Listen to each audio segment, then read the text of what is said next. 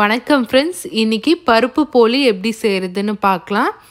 நான் இன்னைக்கு எல்லா பொருட்களையுமே மெஷரிங் கப்பில் அளந்து வச்சுருக்கேன். உங்ககிட்ட இந்த மாதிரி கப்பு இல்லைன்னா நார்மலாக வீட்டில் ஏதாவது இருக்கிற ஒரு குட்டி கப்பு எடுத்துக்கோங்க. மைதா 1.5 கப் எடுத்துக்கோங்க. கடலைப்பருப்பு 1 கப் எடுத்துக்கோங்க. வெல்லம் 1 கப் எடுத்துருக்கேன். நீங்கள் ஸ்வீட் கம்மியாக சாப்பிடுவீங்கன்னா 3/4 கப் எடுத்துக்கோங்க. வெல்லத்தை நல்லா பொடிச்சு அப்புறமா அளந்துக்கோங்க. துருவன தேங்காய் 1 கப் எடுத்திருக்கேன்.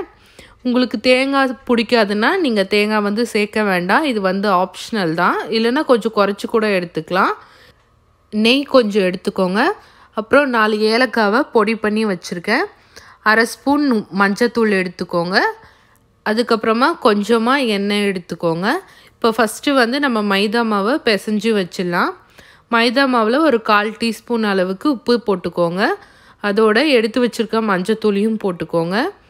2 டேபிள் ஸ்பூன் எண்ணெய் விட்டுட்டு கொஞ்சம் கொஞ்சமாக தண்ணி ஊற்றி மைதா மாவை பிசையணும்.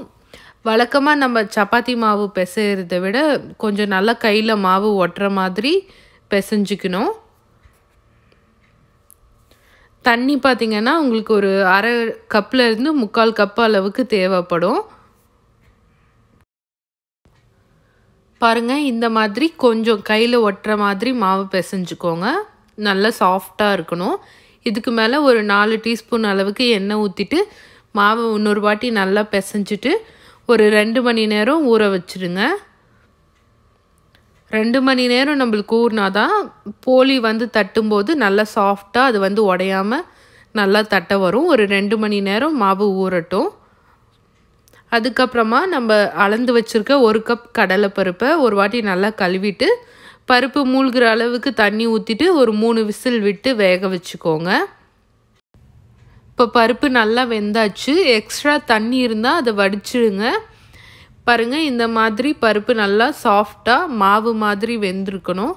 இதை மிக்சியில் போட்டு அரைச்சிக்கலாம். இல்லைனா நீங்கள் கரண்டிலேயே நல்லா பருப்பை மசிச்சுக்கோங்க. அடுத்து ஸ்டவ் ஆன் பண்ணிவிட்டு ஒரு பாத்திரம் வச்சுக்கோங்க. பாத்திரத்தில் நம்ம அளந்து வச்சுருக்க 1 கப் வெல்லத்தை ஆட் பண்ணிக்கோங்க. ஸ்டவ்வை மீடியம் ஃப்ளேமில் வச்சுக்கோங்க. வெல்லத்தை ஒரு 1 நிமிஷம் ஹீட் பண்ணால் போதும். தண்ணி எதுவும் ஊற்ற வேண்டாம்.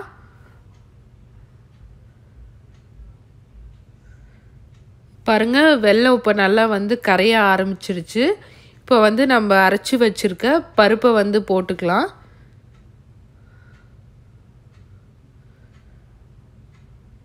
பருப்பை போட்டுட்டு வெல்லத்தோடு நல்லா மிக்ஸ் பண்ணுங்கள். ஸ்டவ்வை இப்போ நல்லா மீடியம் ஃப்ளேமில் வச்சுக்கோங்க.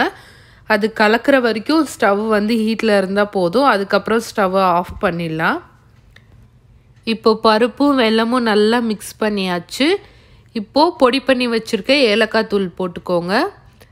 அப்புறம் துருவி எடுத்து வச்சுருக்க தேங்காவையும் போட்டுட்டு நல்லா மிக்ஸ் பண்ணிக்கோங்க.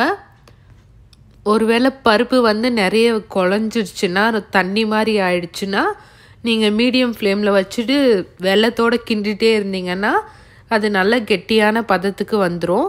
பாருங்கள், இந்த மாதிரி கெட்டியான பதத்தில் இருக்கணும் பருப்பு. ஆறுனதுக்கப்புறமா நம்ம இதை உருண்டை பிடிச்சிக்கலாம். இப்போ பார்த்திங்கன்னா மைதாவும் நல்லா ஊறிடுச்சு.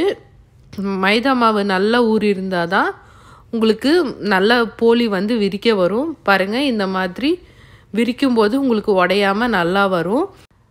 போலி தட்டுறதுக்கு ஒரு பிளாஸ்டிக் கவரை எடுத்துக்கோங்க. நான் மாவு நல்லா ஆறுனதுக்கப்புறமா இந்த மாதிரி குட்டி குட்டி பால்ஸாக செஞ்சு வச்சுட்டேன். இப்போது அந்த பிளாஸ்டிக் கவர் மேலே 1 ஸ்பூன் எண்ணெய் ஊற்றிட்டு ஃபுல்லாக தடவிக்கோங்க. அப்போ தான் தட்டி நம்ம அந்த போலியை எடுக்கும்போது ஒட்டாமல் வரும். அடுத்து நம்ம பிசைஞ்சு வச்சுருக்க மைதா மாவுலேருந்து ஒரு குட்டி உருண்டையாக எடுத்து அதுக்கு மேலே எண்ணெய் ஊற்றிட்டு 2 கையிலையும் எண்ணெய் தடவிட்டு நீங்கள் கையாலேயே விரிக்கலாம். இல்லைனா நீங்கள் சப்பாத்தி தேய்க்கிற கட்டையில் கூட தேய்ச்சிக்கலாம். இந்த மாதிரி குட்டிஸாக விரிச்சிட்டு அதில் நம்ம ரெடி பண்ணி வச்சுருக்க அந்த போலி மாவை உள்ளே வச்சுட்டு ஃபுல்லாக கவர் பண்ணிக்கோங்க. எங்கேயும் கேப் இல்லாத மாதிரி நல்லா சுற்றிக்கோங்க.